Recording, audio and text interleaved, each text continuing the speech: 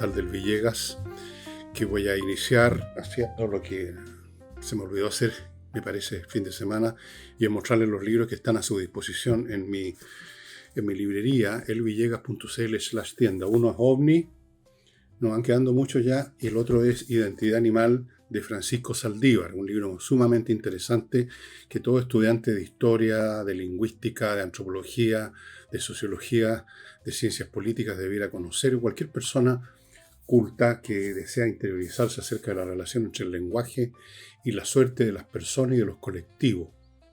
Eso. Y el de OVNI es evidente el tema. Les cuento que están tocado un montón de aspectos del tema OVNI, que algunos se obstinan en negar, pero está contado de manera narrativa. No pretende ser una enciclopedia OVNI, ni un diccionario OVNI, sino que simplemente voy avanzando por los temas que son importantes, como, qué sé yo, la presencia del gran astrofísico Avi Loeb y su creencia de que una sonda espacial de alguna civilización ajena al sistema solar fue la que llamamos Muamua. Está el tema del Área 51, está cómo se ha visto esto en el cine, el tema del planeta rojo, o sea, Marte, un montón de temas, estimados amigos. Todo eso en elvillegas.cl/tienda.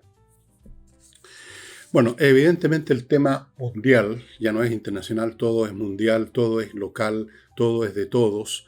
Es la reunión de Volodymyr Zelensky, quien preside Ucrania, con el presidente Donald Trump, con su vicepresidente, el señor Vance, con Marco Rubio y otros personajes del gobierno y la televisión, en una puesta en escena que parecía estar preparada para lo que vimos.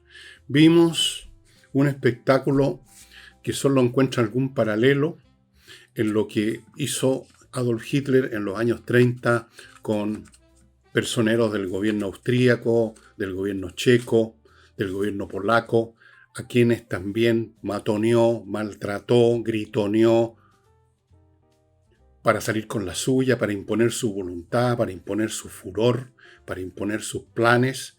Todo esto con, en esa época, la complacencia o la rendición de las potencias occidentales, tales como Francia en ese momento, e Inglaterra. Estados Unidos estaba fuera del mapa político en ese instante respecto a estas materias.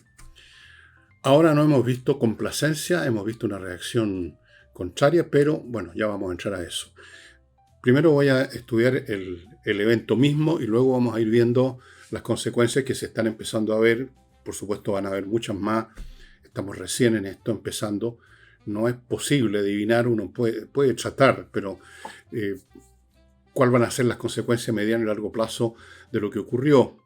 Lo que ocurrió en un plano así digamos muy concreto, es que se maltrató de una manera brutal a un hombre que desde el primer día de la guerra, cuando fue atacada Ucrania por Rusia y le ofrecieron maneras de irse, de arrancar, dijo: no necesito un drive, no necesito un salir, lo que necesito es munición. Se quedó ahí. Han habido atentados contra su vida que han sido parados por la inteligencia ucraniana. Está ahí en Kiev, a disposición, entre comillas, de los misiles rusos.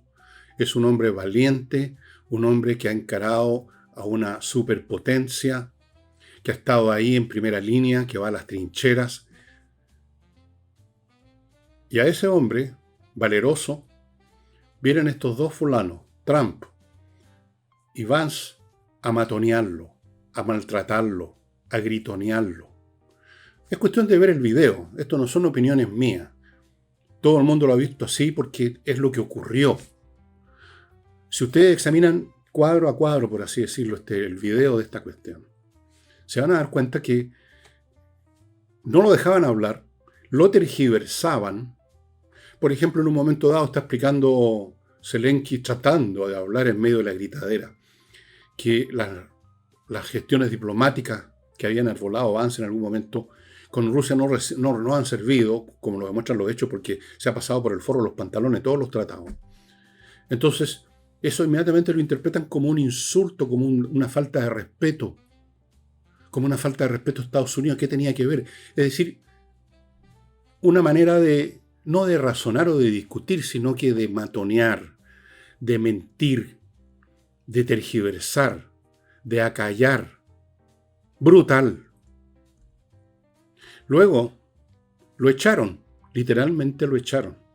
Después de esta conferencia con la prensa, el programa contemplaba un almuerzo. Y por lo que sabemos, a pesar de todo lo que había sufrido, a pesar de todo lo que habían hecho contra él, Zelensky, pensando no en su persona, sino en lo que su país necesita, estaba dispuesto a hablar en privado con Trump. Y así se lo manifestó a Marcos Rubio.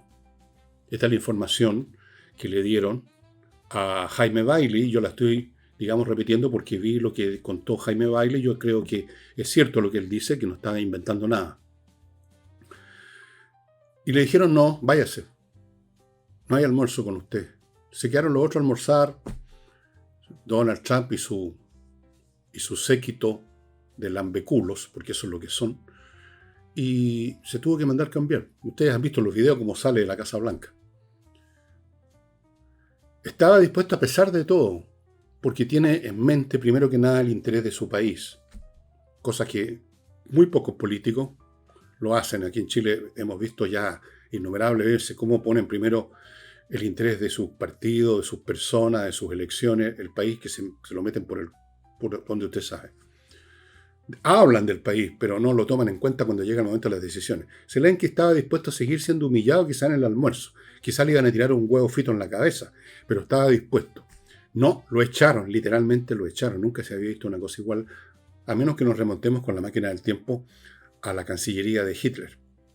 El mismo matonaje, el mismo estilo basado en el poder.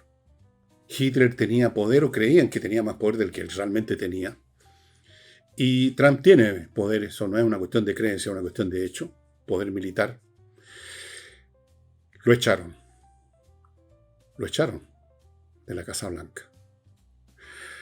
Pero hay más todavía, porque esto es parte, este episodio vergonzoso que tiene avergonzado por lo menos a la mitad de la población norteamericana, y quizás algunos republicanos también, incluso algunos votantes de Trump, que todavía les queda suficiente sentido común y juicio personal y propio para ver la realidad, porque muchos no la ven. Pongo un ejemplo de esto. Alguien me ha dicho por ahí, y en realidad hay varios que lo han dicho no, si hay que ver la reunión completa. Ese momento de acaloramiento fueron los últimos 10 minutos, pero los 20 minutos anteriores no. ¿Qué clase de raciocinio es ese? Es como que a un tipo que acaba de volarle la cabeza a alguien con una escopeta, el tipo dijera, sí, pero 20 minutos antes no le había disparado todavía y 20 años antes tampoco. La cuestión es lo que pasó en esos 10 minutos. Los 20 minutos anteriores fueron el prólogo, la preparación, diría yo. No tiene nada que ver lo que pasó antes. Lo que pasó 20 minutos antes o 20 años antes. Lo que pasó en esos 10 minutos es lo que interesa. Pero le buscan y le buscan. Algunos de los funcionarios del gobierno, Marco Rubio, por ejemplo, ha mostrado lilacha de una manera grosera, o sea, hablando de que, y periodistas, digamos, partidarios. Está bien ser partidario de Trump. En su momento, muchos fueron partidarios de Trump con buenas razones, o con razones más o menos plausibles. Pero hay que ver los hechos. Diciendo que Trump fue maravilloso, que defendió el interés nacional. ¿En qué sentido defendió el interés nacional? No, yo no veo dónde. Acusó a Zelensky de estar poco menos que provocando una tercera guerra mundial. Él, víctima de una agresión militar. Él no inició nada. Él es víctima de lo que iniciaron los rusos. Y sin embargo, Trump le gritoneaba una y otra vez, la vieja técnica de los mentirosos, de los que no tienen argumentos, es que repiten la misma frase y la repiten cada vez con la voz más alta, a ver si así adquiere algún valor. Semántico y lógico no adquiere ninguno, pero retumban los oídos. Usted está jugando con la Tercera Guerra Mundial, está jugando con la Tercera... ¿Cómo podría Zelensky con Ucrania jugar con la Tercera Guerra Mundial? Desde luego, Ucrania no tiene armas nucleares. Habían armas nucleares en ese país cuando no era país propiamente tal, era parte del Imperio Soviético, y habían armas nucleares desplegadas en esa zona, como en otras zonas de la Unión Soviética. Cuando se independizó Ucrania, le entregó esas armas nucleares al poder central ruso, a cambio, entre paréntesis, de la garantía de 3 países, garantía de su integridad territorial. Uno de esos países era la propia Rusia, uno de los garantes lo atacó. Y sin embargo se supone que es Zelensky el que está jugando con la Tercera Guerra Mundial. Es increíble. O sea, es la vieja técnica hitlerista de mentir, mentir, mentir a grito, porque, como decía Goebbels, miente, miente, miente, algo queda. Yo creo que aquí mostró todo lo que es Trump. Yo, antes de que fuera elegido, por si acaso alguno de ustedes piensa, se está dando vuelta el señor Villegas, era trampista. Nunca fui trampista, como tampoco era de la Harry. Dije en varios programas que Estados Unidos se merecía, precisamente en momentos críticos, mejor gente, mejores candidatos. Hice programas diciendo que trágico es que en las sociedades, en los momentos en que se necesita la mejor gente, llega la peor gente. Bueno, además uno tiene que evaluar a las personas y a las conductas y a los actos de los demás en conformidad con lo que están haciendo en este momento, no con lo que hicieron un año atrás. En absoluto. Bueno, fue espantoso, pero hay algo, digamos, que es el sustrato de este evento, que lo voy a examinar enseguida. Pero antes, amigos, les voy a recordar algunos productos y servicios que son los que mantienen funcionando este programa. Desde luego, Hey, que lo auspicia, un corredor inmobiliario que tiene técnicas especiales, que trabaja todo el santo día, trabajan todo el día, de sol a sol, y se encargan de pocas casas o departamentos, de manera tal que concentran el esfuerzo y logran resultados. Si usted tiene perdida en alguna otra corredora sin que pase nada, llévesela a Ángel Hey. Continúo con Fastmark, una empresa de transporte internacional de carga desde Estados Unidos a Chile, atendiendo a empresas o a personas. Usted puede encargar como persona un lápiz, o una empresa puede encargar 20 containers, los van a atender igual. Y no olviden que en Puerto Vara, en las fechas y en los lugares que se señalan a mi derecha, hay un meeting donde usted va a poder, en ese meeting con Fastmark, aprender un montón de cosas para optimizar sus procesos de importación. No se lo vaya a perder. Continúo con AutoWolf, la empresa muy original que va a su casa a dejar como nueva la carrocería de su vehículo en 24 horas. A contar del momento que llegan, obviamente. Pueden ser 25, pueden ser 22. Muy rápidamente su vehículo queda con la carrocería como recién salida de la lavandería, por así decirlo, impecable. Yo lo he probado con mi viejísimo auto. Quedó como nuevo, no lo uso nunca, pero está como nuevo. No lo vendo. Me gusta mirarlo de repente. Continúo con Lomas de Millaray, un proyecto inmobiliario en la región de Los Lagos, la región más linda de Chile. El paraje mismo de Lomas de Millaray es muy bonito, no hay lugares feos en la región de Los Lagos. Parcelas con agua ya instalada, electricidad, fibra óptica para su internet. Es cuestión de llegar, adquirir una parcela, construir, y su iniciativa va a significar no un cambio de residencia, es un cambio de vida. Estas parcelas además son tan cercanas, 5 minutos a Los Muermos, donde usted puede comprar en el supermercado, media hora de Puerto Montt, donde está el aeropuerto y otros servicios. O sea, lejos y cerca de todo. Lomas de Millaray.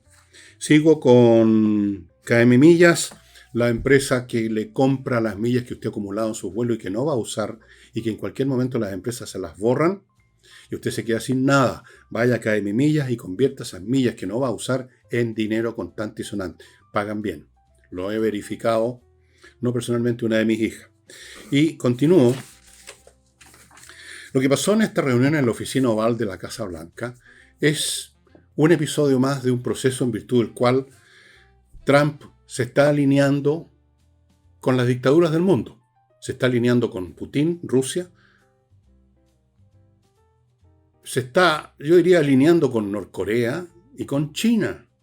Desde luego en las Naciones Unidas, cuando hubo una votación para declarar a Rusia el país agresor, qué sé yo, votó con Rusia en contra de esa resolución, Estados Unidos, el gobierno norteamericano. y votó junto con Norcorea. Miren los amiguitos con que está votando el presidente norteamericano, o sea, el gobierno norteamericano. Vean el lenguaje con que se refiere a su relación con Rusia y con Putin. Gran hombre Putin. ¿Cómo se le ocurre odiarlo tanto? A Zelensky. Usted lo odia demasiado. ¿Cómo no lo va a odiar? Le atacan su país, le están matando a su gente. Han aplastado docenas de ciudades, villas, pueblos, lo que sea. Vean las imágenes en YouTube. Las ciudades no queda nada en pie. No hablemos de los muertos que están sufriendo la generación que está peleando en Ucrania, que no es la generación más joven, dicho sea de paso. Hay ahí un poco una cosa bastante inaceptable, ¿no? Los jóvenes se arrancaron todo, o gran parte de ellos. Son cuarentones, cincuentones y sesentones los que están peleando en Ucrania, la mayoría. El promedio de edad de los soldados ucranianos no es 18 o 20 años, 40 años. Increíble. Bueno, ¿cómo no lo va a odiar? ¿Cómo no va a detestar a ese agresor? Pero le reprocha que lo odia. Y Trump se habla por teléfono. Qué amoroso. Vota con él. Habla de los grandes negocios que se pueden hacer en Rusia. O sea, repartiéndose Ucrania, como hicieron alemanes y rusos con Polonia en el famoso pacto von Ribbentrop del año 39. Quizá a ustedes que se les ha olvidado este episodio un poquito antes que empezara la Primera Guerra Mundial con la invasión de Polonia por los alemanes. Alemanes y rusos se pusieron de acuerdo y una vez que inició su ataque a Polonia, los rusos lo apuñalaron por la espalda a Polonia y atacaron a Polonia por el otro lado y se dividieron Polonia en dos partes. Después entraron en guerra Rusia y Alemania, pero eso es otra historia. Se pusieron de acuerdo para saquear y para asesinar a los rusos. Recordemos que los rusos en Katyn mataron, ejecutaron a toda la oficialidad, intelectualidad y líderes políticos polacos. Los mataron a todos, los ejecutaron. Hay películas sobre eso. Se encontraron las tumbas en su momento, miles de tipos con un balazo en la nuca. Ese era Stalin, ese era Rusia, ese era el comunismo. Y con Putin, bueno, hay bastantes reliquias de ese mundo que resucitaron aparentemente, ¿no? Que la sacaron del Museo de la Historia. Entonces, lo de la Oficina Oval es un reflejo de un realineamiento de Estados Unidos, que además no solo perjudica a Ucrania, perjudica a la organización defensiva más exitosa de la historia hasta ahora, la OTAN, que mantuvo a raya a los rusos en su periodo de mayor expansión, cuando tenían esta ideología furibunda, una especie de yihad político que es el comunismo. Los mantuvieron a raya, hasta cierto punto por lo menos. Y ahora resulta que, en un momento dado, Trump ha dicho que si hay una intervención europea para ayudar a los ucranianos, ya con tropas, eso es un asunto europeo, no tiene nada que ver con la OTAN, o sea, se desprende de la OTAN. Que los europeos se las arreglen por su cuenta con Rusia. O sea, destruyendo a la OTAN a la pasada, destruyendo esa alianza con Europa. No, es impresionante el giro gigantesco en la política mundial que se reflejó en esa reunión en la Oficina Oval. Y naturalmente, como resultado de esto, la reacción en Europa ha sido tremenda, de horror, de incredulidad, de rabia. En Londres fue a Londres Zelensky después de partir de Estados Unidos lo antes posible. Lo recibieron en triunfo, el primer ministro británico, Starmer, lo abrazó, cosa que nunca hace Starmer, un tipo muy frío, muy calculador, muy reservado, lo abrazó efusivamente, gente en las calles de Londres aplaudieron en la comitiva donde iba el vehículo de Zelensky. Hay en este momento, yo estoy grabando acá día domingo en mi casa, en Londres hay una reunión de prácticamente todos los jefes de Estado europeos para ver qué hacemos.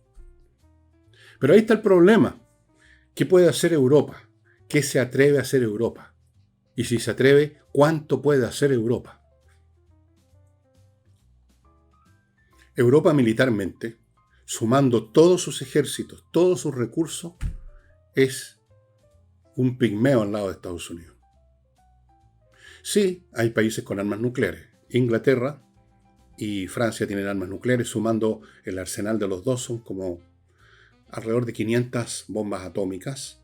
Es suficiente para aniquilar un país. Con 50 bombas, usted aniquila un país o lo deja, digamos, lo deja boqueando. Tienen disuasión nuclear. Pero nadie se atreve a usar las armas ni para atacarse ni para defender las armas nucleares porque es un suicidio. Entonces hay que pensar simplemente en las fuerzas convencionales, las armas, digamos, normales, llamémoslas así. Los ejércitos, la infantería, cuántos aviones, cuántos barcos, cuántos misiles, cuántos aviones de vigilancia electrónica, cuántos aviones para recargar de combustible los aviones que están patrullando una zona. Es una logística enormemente complicada y en eso son un pigmeo. Han anunciado más dinero y más armas para Ucrania. La gran pregunta es, ¿será posible compensar el retiro de Estados Unidos? Porque ya prácticamente a la hora de que terminó la reunión con Zelensky, Estados Unidos cortó los fondos que estaban siendo usados para mantener en funcionamiento la red eléctrica de Ucrania. Es impresionante. Es impresionante la manera como funciona Trump y su gobierno.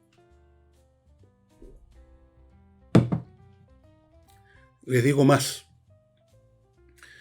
Hitler y Trump se me asemejan no solo por estos eventos internacionales que les he mencionado, sino por su funcionamiento dentro de sus países.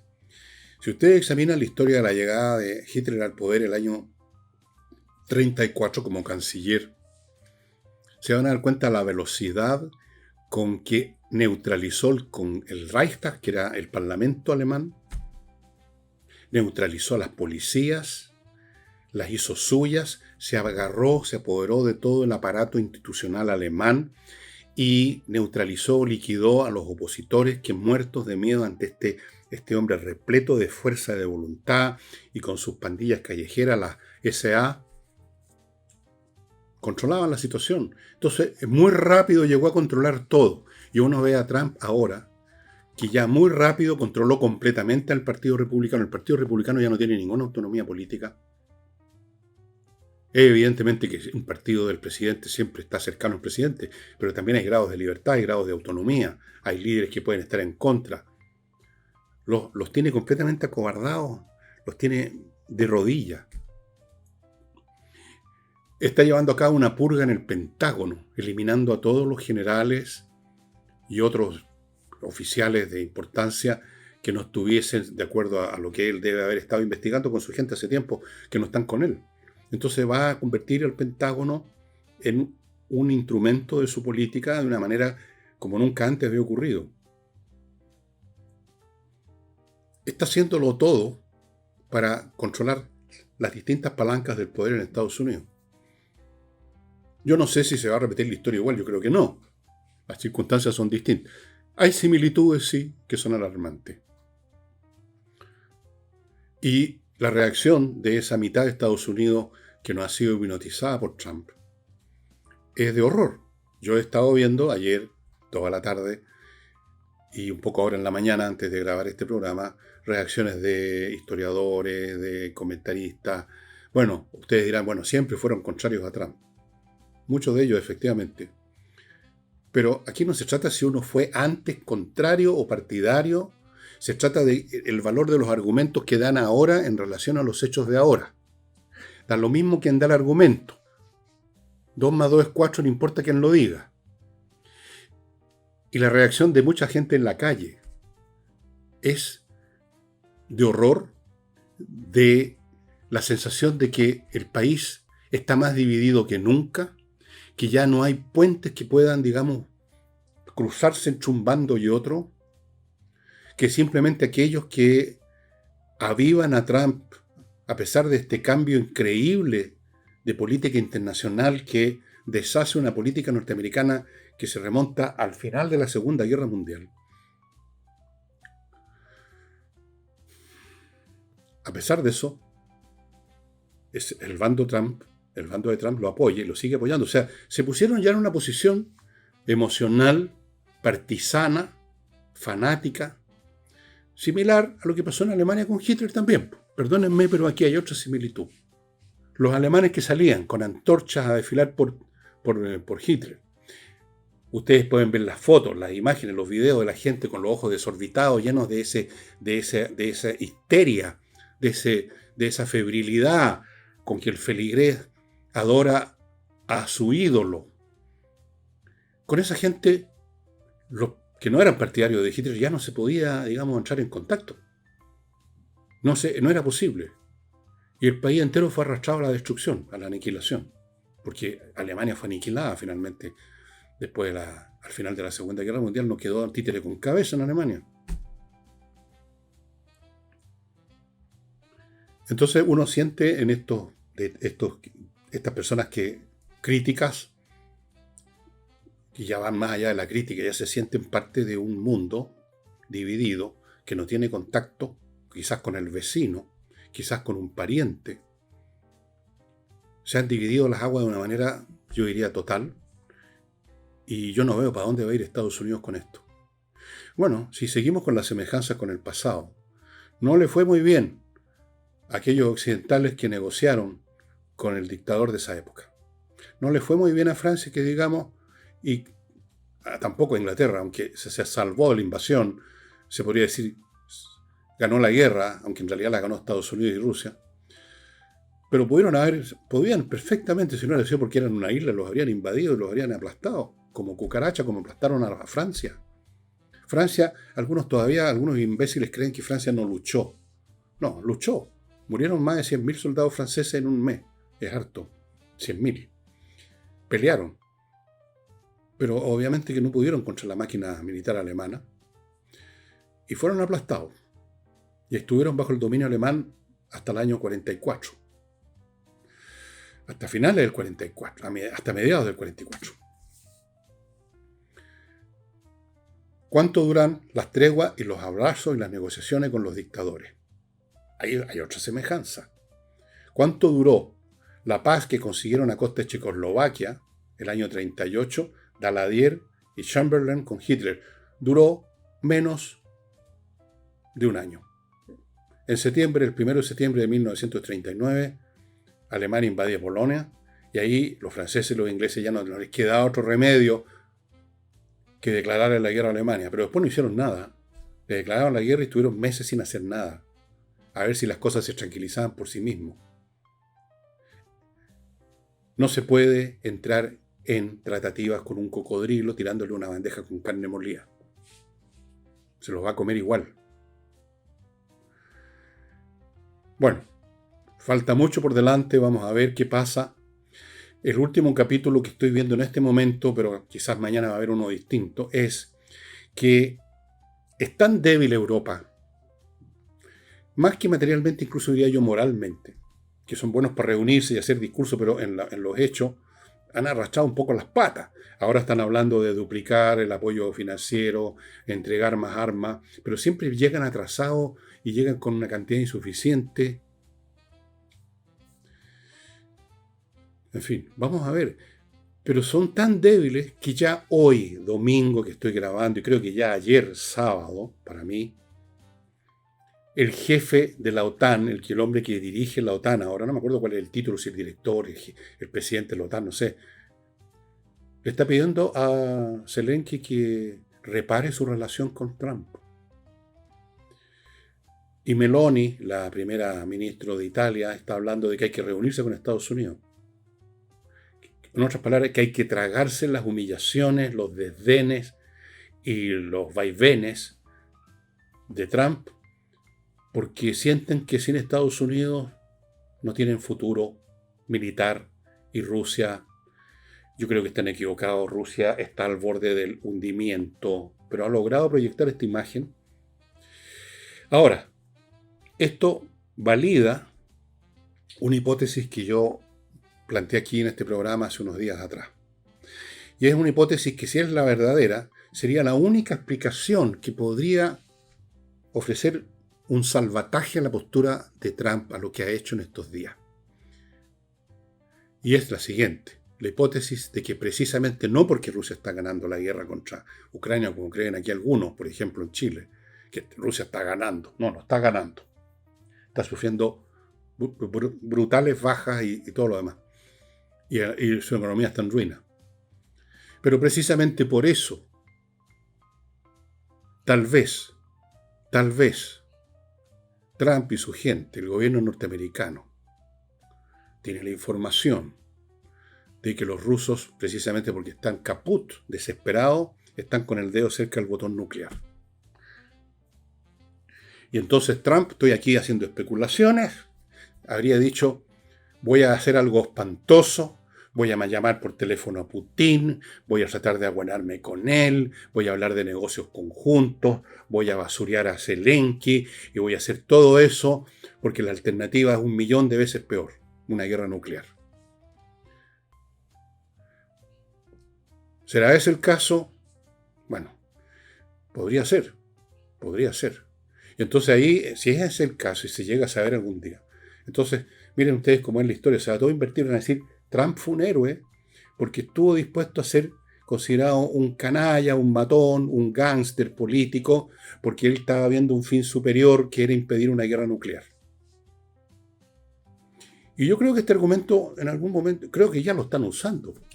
Bueno, cuando Trump le reprocha a Zelensky que está jugando con la Tercera Guerra Mundial, en el fondo está usando ese argumento ya. ¿Lo va a usar más adelante? Probablemente. Pero con cuidado, porque no puede aparentemente aparecer primero, por un lado, como amigo, por un lado, como deseoso de restablecer las relaciones con Rusia, y por otro lado, decir al mismo tiempo, sí, pero hago todo esto por la amenaza nuclear. No puede, las dos cosas son contradictorias. Lo pongo como una posibilidad a futuro. Podría ser. Mientras tanto, ahora, ¿qué va a pasar con Ucrania? ¿Va a ser capaz de seguir defendiéndose? Sí, yo creo que sí.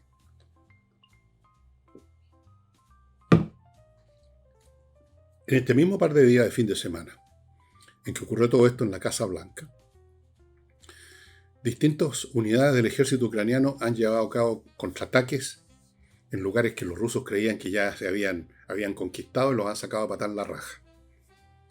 Y no solo eso, no los han sacado de esa manera simplemente que los vencieran después de una encarnizada resistencia, sino porque los rusos han salido corriendo.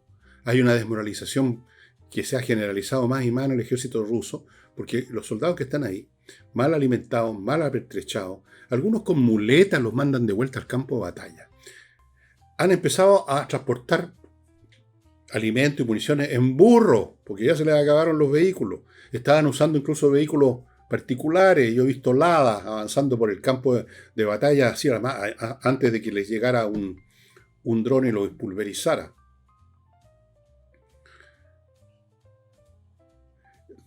Ucrania es perfectamente capaz de ganar, y yo quiero repetir aquí un argumento que hice ayer, a propósito de unos comentarios de un señor, de que dice que yo me obceco en decir de que Rusia va a ser derrotada, que están ganando los ucranianos.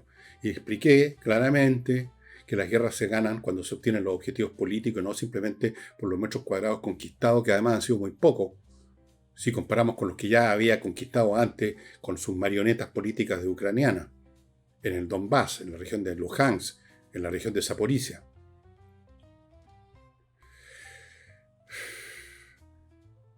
Los ucranianos tienen valor, tienen razones para luchar y los rusos no. Los ucranianos, aunque el día de mañana les corten todo el apoyo militar, los norteamericanos cuentan con un importante apoyo militar europeo. Los franceses, los ingleses, los suecos, los finlandeses, los italianos, los españoles, algunas de las naciones bálticas, todas han colaborado con lo que han podido y ahora van a colaborar más. Si acaso todavía arrastraban las patas, no las van a arrastrar más. Así que no, yo no doy por perdido el caso. Lamentablemente, algunas personas, aunque están por supuesto en la postura mía, crítica, más que crítica respecto a lo que pasó en la oficina oval y las posturas de Estados Unidos, creen y lo dicen, porque sí, claro, Ucrania está perdiendo la guerra. No está perdiendo la guerra, está perdiendo fracciones de territorio que son pequeñas y que además no constituyen el equivalente a perder una guerra. No es un tema de territorio ni es un tema de bajas. Voy a repetir un argumento que di ayer. Si se tratara de cuántas bajas yo infligí, cuántas recibí, la guerra de Vietnam la ganó Estados Unidos, porque le causó 20 veces más bajas a los norcoreanos que los que sufrieron los norteamericanos. 50.000 muertos norteamericanos, 1.000.000 por parte baja norcoreano. Entonces, digamos que ganó la guerra Estados Unidos. No, ¿no es cierto? Porque políticamente Estados Unidos perdió la guerra. Eso es cuando se pierde la guerra. Se retiraron, dejaron de apoyar a Vietnam del Sur, no lograron destruir políticamente como entidad militar y relevante a Vietnam del Norte, por lo tanto perdieron la guerra. Eso es perder la guerra.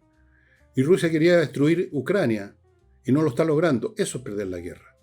Fuera de las víctimas de la destrucción material brutal que está sufriendo el ejército ruso, que ya están sacando material de los museos. Así, increíble. ¿Verdad? No estoy exagerando. El día de mañana vamos a ver a soldados rusos usando mosquetes o arcabuces a este paso. Así es que veremos qué pasa. Rusia está borderline, está al borde del colapso militar y político y económico. Eso es un hecho que no se los olvide ni por un segundo. Y por eso se puede validar esta hipótesis mía de que por eso le están tendiendo una línea para que no llegue el momento en que en su desesperación Putin toque el botón de la guerra nuclear. Por eso. Y ahí, si es el caso y que ha verificado que ese era el caso, ahí tendríamos que evaluar de una manera un poco distinta la postura de Trump. Tendríamos que decir, bueno, hizo cosas realmente inconcebibles, impresentables, pero lo hizo por un bien superior. Vamos a ver. Bueno, yo creo que ese es el argumento, en la narrativa que van a usar. O la van a insinuar, porque no la pueden decir abiertamente, repito, pero la pueden insinuar. Estamos salvando al mundo de la guerra nuclear. Veamos el caso ahora, viniéndonos a este barrio chiquitito del planeta, de la aldea que es Chile, el caso Toa, que aparentemente esta semana, o este mes, en el curso de este mes, en los próximos días, estaría tal vez anunciando su candidatura presidencial y por lo tanto retirándose del cargo de ministra del Interior. Toa no está muy bien posicionada en las encuestas. La última que vi está con un 1,9%, muy lejos de Evelyn Matei, de Kaiser, de Kass, de todo el mundo, desde luego de Bachelet. Y además uno se hace una pregunta, porque la cifra puede cambiar. Voy a poner un caso así extremo para que se entienda. Supongamos que la candidata Bachelet, la precandidata, la supuesta candidata, decide renunciar definitivamente. Entonces cambia la situación y del 1,9 se pasaría rápidamente al 10, al 15, a lo que sea. Eso de la cifra es cambiante según las circunstancias. Pero lo que interesa entonces es dilucidar qué clase de propuesta teóricamente, o en la práctica en realidad, ofrecería al país la candidatura a Toa. ¿Con quién iría? Bueno, el PPD, no sé, el Partido Socialista, algunos de ellos, quizás otros no, los radicales, no tengo idea quiénes se sumarían. Pero, ¿qué ofrecería? ¿Cuál sería la postura? La postura de Carolina Toa. No me imagino, considerando su talante político, su carrera y lo que ella podría más o menos proyectar, no me imagino que eso que va a ofrecer, si es que llega a ser candidata, va a ser una continuidad del actual régimen. ¿A título de qué? Tendría que ofrecer una alternativa, algo distinto. Tratar de proyectar una imagen sin decirlo o insinuándolo a media, porque todo esto funciona ahora a media tinta, la política chilena. Nadie se haya de decir de frentón, yo soy así o soy asá, salvo los comunistas. Todos los demás son centro de algo. Entonces, insinuaría que es como una concertación 3.0 o que es del ámbito de los moderados o que representa una generación que tiene más experiencia que estos tontorrones que llegaron al poder. ¿Qué trataría de proyectar o todo eso junto pero sin decirlo? ¿Cuál sería su convocatoria? ¿Cuál sería su programa? Su llamamiento. Es bien difícil decirlo, pero no me cabe duda que tendría que ser una alternativa. No me imagino a Toa, dada su historia política y dado el currículum que tiene el actual gobierno, que fuera a ofrecerse como continuidad de Boric. Algo distinto. Hasta Bachelet habla de renovar la política, frase que es completamente vacía, pero la dice. Aquí tendría que ir algo más allá, Carolina Toa, decir, oye, quiero ver renovar la política. tendría que decir algo un poquito más concreto.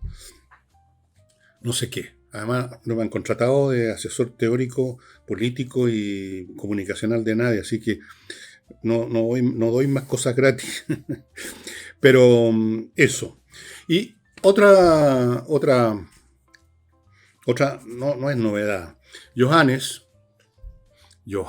Kaiser, no Johannes Brahms, que era un hombre que componía música maravillosa. Johannes Kaiser compone simplemente frases como la siguiente. Llegando a sus vacaciones dijo: tal como están las cosas, por lo que veo, no veo otro camino que la primera vuelta. O sea, no hay primaria, vamos todos a competir, nadie saca la mayoría necesaria y hay una segunda vuelta, por eso que hay una primera.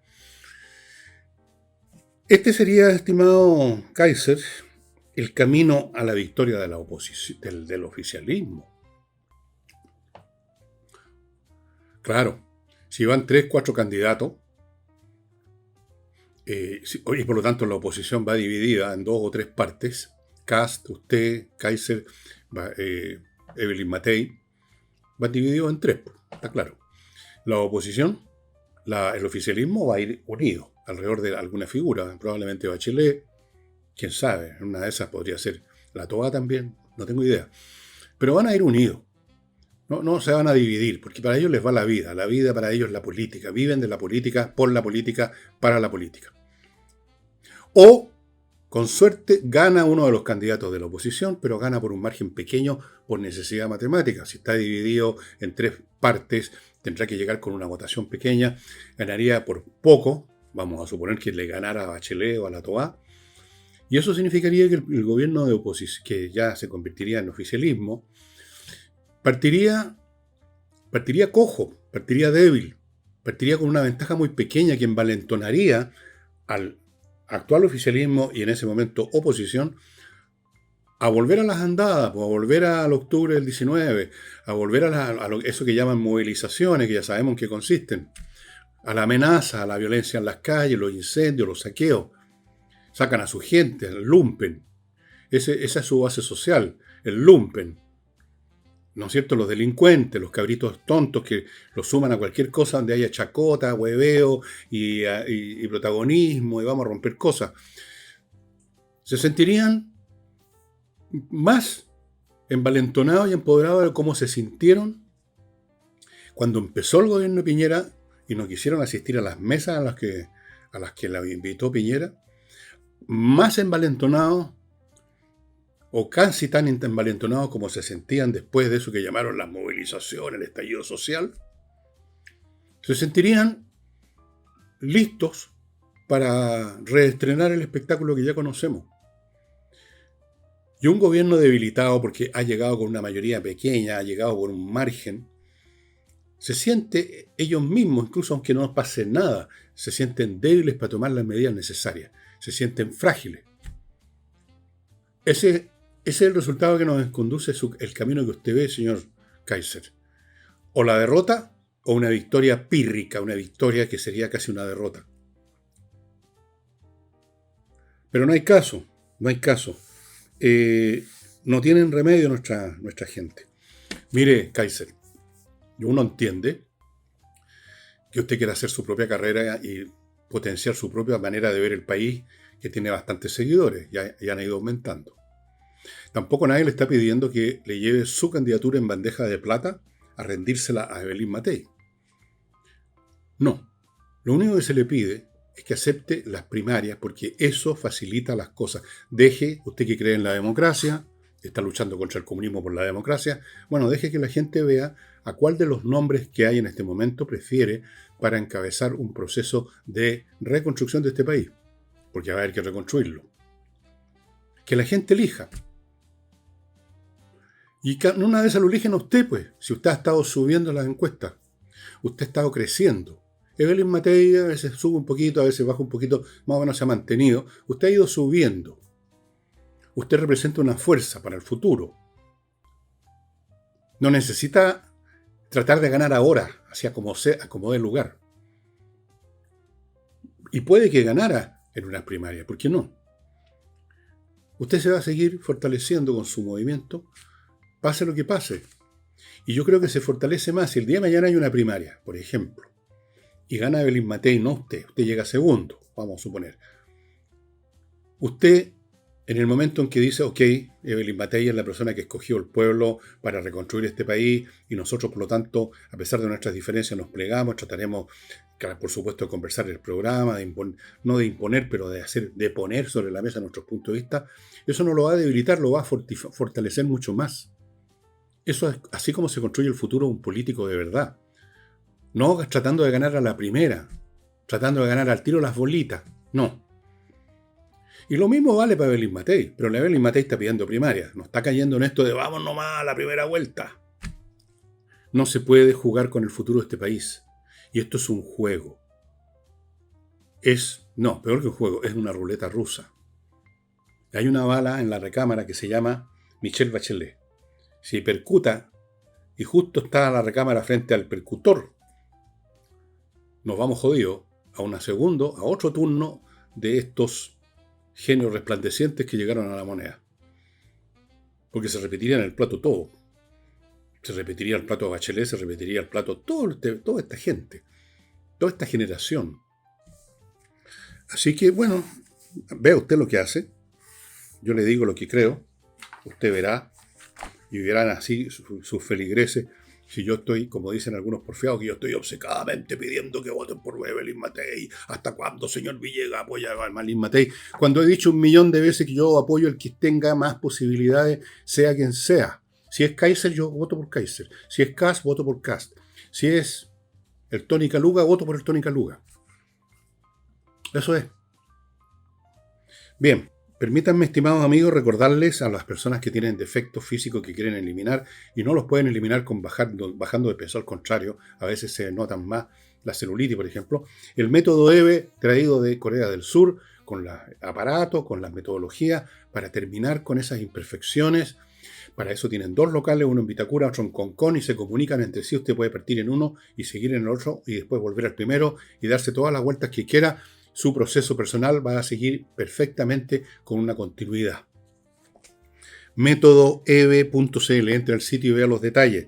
Continúo con Polaricenter, que blinda su automóvil con un polímero puesto en las ventanillas y en el parabrisas para que no puedan los maleantes romper, después que usted ha puesto el pestillo en las puertas, pero rompen los vidrios y lo agarran del pescuezo. No van a poder. Podrán trizar el vidrio, pero no pueden penetrar, a menos que tengan un lanzacohete o algo así, no van a poder penetrar esta protección y usted va a poder salir a escape de ahí o va a llegar la policía. Bueno, si llega la policía.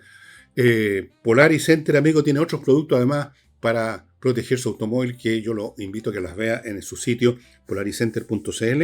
Continúo con compre oro y plata en su estado físico real. Lingotes, moneda, 99% pureza certificado por la Católica. Es la mejor forma de tener un resguardo financiero porque nunca pierden valor. Son en sí mismo valor. Compreoro.com. Sigo con Entrena Inglés. Profesores de inglés que dan clases online muy eficientes para que usted domine la conversación. No solo hablar, sino que entender lo que le dicen los demás. Con eso usted se mueve sin problemas por el mundo. Y SLI Consultores, servicios logísticos de ingeniería, revisan la logística de su empresa, detectan los puntos deficitarios, le ofrecen un modelo de alternativo y le buscan el personal para que su empresa no pierda plata, clientes, mercadería, etcétera, en los trámites físicos que toda empresa tiene. Eso es la logística. Bueno, personeros del gobierno, entiendo que entre ellos el subsecretario, el señor Cordero, el spin doctor que trajo el gobierno, un hombre que maneja muy bien pues Mariana, pues usted viene, no dice, pues ¿qué dijo ahora Cordero? Pues no, señor, que el delito ha descendido un 18%, que los homicidios han descendido en un 18%. A ver, veamos las estadísticas que ha dado la policía. Hasta esta fecha, 2 de marzo o 3 de marzo, en el país se han cometido 148 homicidios y el año pasado, hasta la misma fecha, 98. O sea, hay una diferencia de 50 muertos o 50 homicidios a favor, digámoslo entre comillas, de este año. No veo dónde está el descuento del 18% ahí. pero a lo mejor usa una matemática muy especial el señor Cordero. Después, en la región metropolitana, este año, hasta esta fecha, han habido 69. En 2 meses, piensen en eso. 2 meses. 69 homicidios y el año pasado eran 59, 53. Bastantes menos, ¿no es cierto? No sé dónde está el 18% de descuento. Después lo bajaron las cifras, se pusieron realistas, es 14%. Ay, pues, ¿por qué no, señor? ¿Por qué? ¿De dónde sacan estas cifras? ¿A quién creen que hacen? ¿A quién creen que engañan? Este fin de semana mismo, que está terminando, hoy que grabo, domingo en la tarde, han habido un montón de crímenes. La gente ya, uno lo nota así en el barrio donde vive, las fiestas de fin de semana son muchas menos y duran mucho menos, la gente sale arrancando sus casas lo antes posible, ha cambiado nuestra manera de vivir y ha cambiado la vida de algunos que los han dejado muertos, dejaron de vivir. ¿Dónde está el descuento? ¿Qué quieren decir? A lo mejor Cordero y los demás creen firmemente que todavía funciona el pensamiento mágico primitivo en virtud del cual usted construye o deconstruye el mundo con palabras. Hágase la luz, bueno, eso es la Biblia, fiat lux, pero por lo menos era Dios. Pero ustedes son como los primitivos de las cavernas, que se ponen a dibujar monos en las paredes y hacer algunos conjuros, porque con eso van a aparecer las manadas de bisonte o las manadas de mamut o lo que sea que ustedes van a cazar. Entonces dicen, hay un 18 o un 14% menos de homicidio y como por arte de magia, porque se trata de magia, van a haber habido, no que vayan a haber en el futuro, eso sería una apuesta, no, cosas que ya ocurrieron. Quieren cambiar realidades que ya ocurrieron, eso es lo más increíble. Ni siquiera los hombres de las cavernas hacían eso. Los hombres de las cavernas invocaban algo que ocurriera mañana. Hagamos para que mañana aparezcan los bisontes o aparezcan los mamuts. No hacían eso para que ayer hubieran aparecido más mamuts. Ya aparecieron los que aparecieron, ni más ni menos. Eso no cambia. Eso lo entendía el hombre neandertal, el hombre cromañón, pero no el subsecretario del Interior, parece. Increíble, ¿eh? Increíble. Incroyable.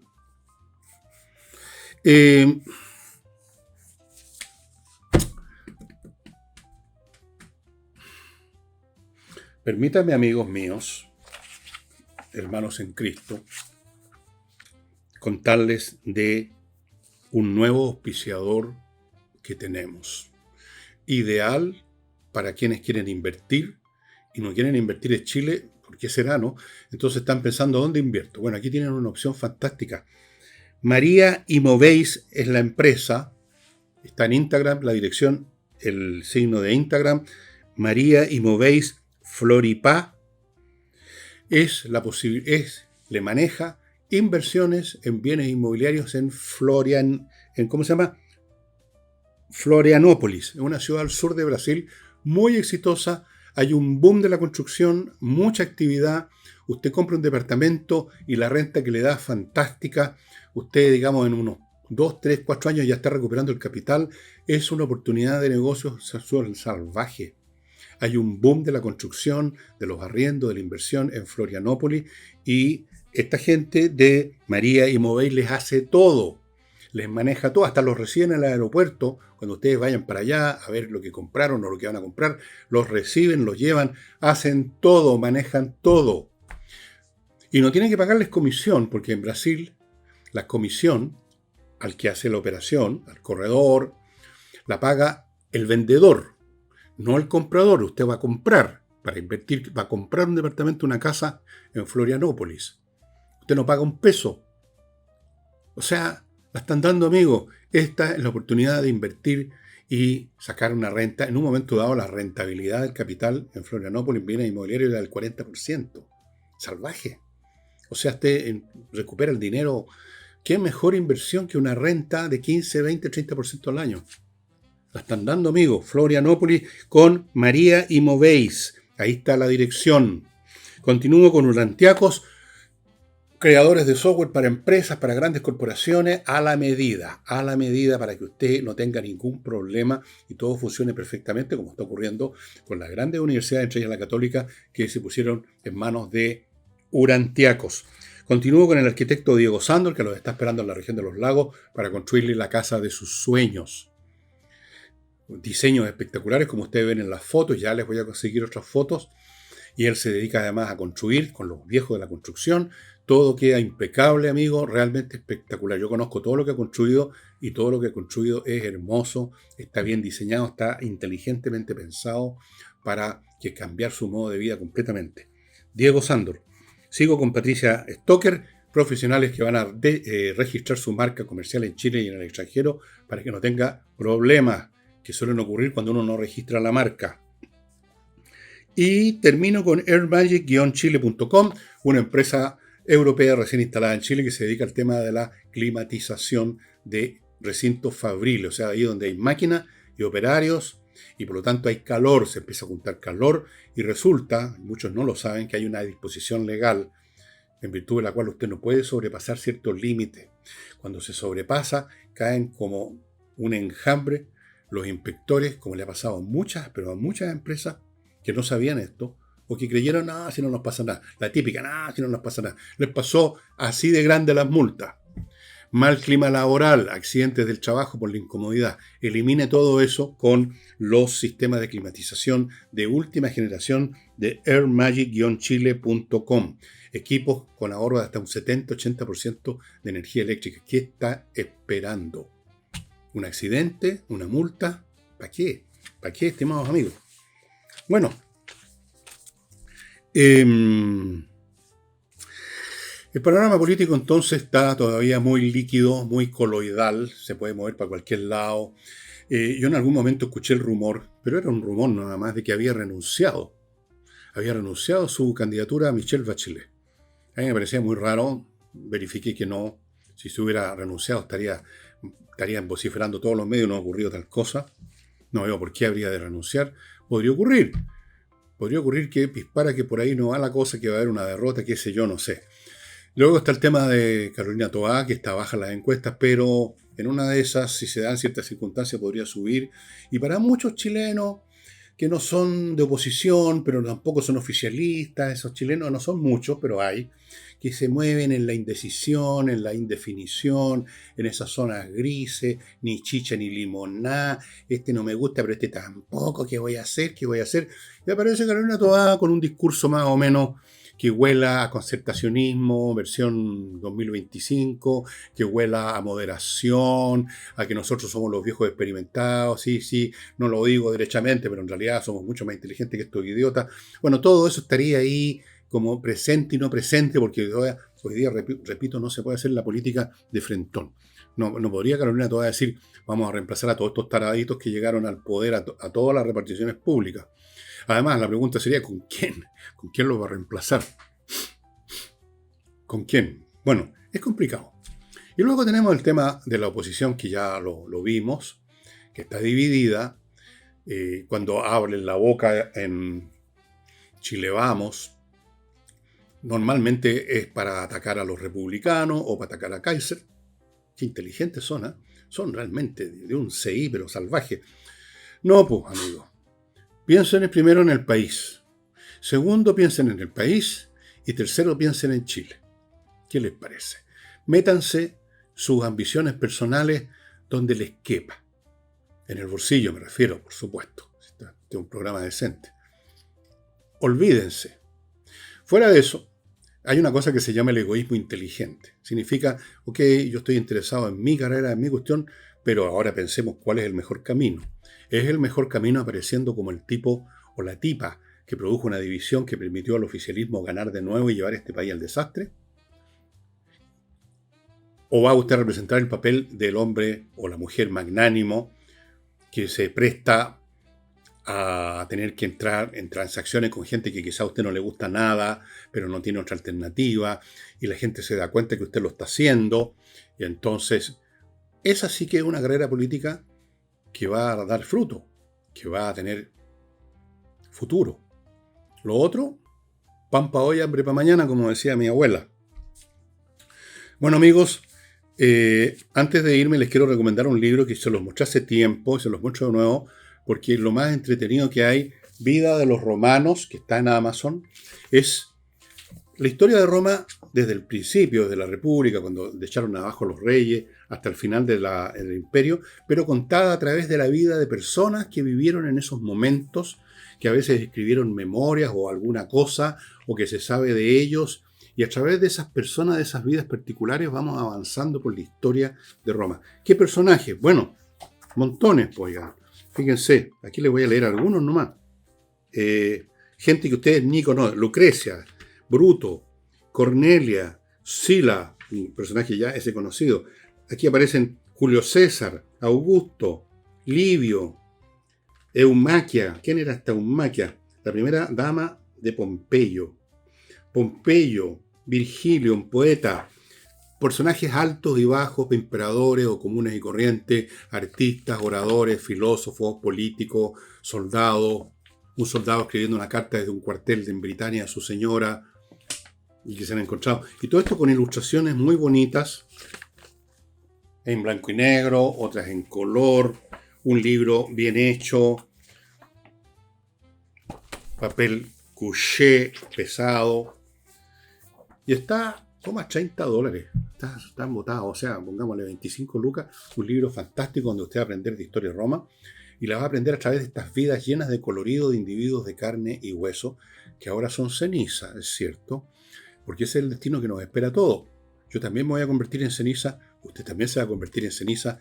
Al final, como decía ese economista, al final estamos todos muertos. Esto, ya. El programa quizás fue un poquito más corto que de costumbre, por razones técnicas que no les voy a explicar, las de siempre. Y nos estamos viendo mañana. Mañana martes. Chao.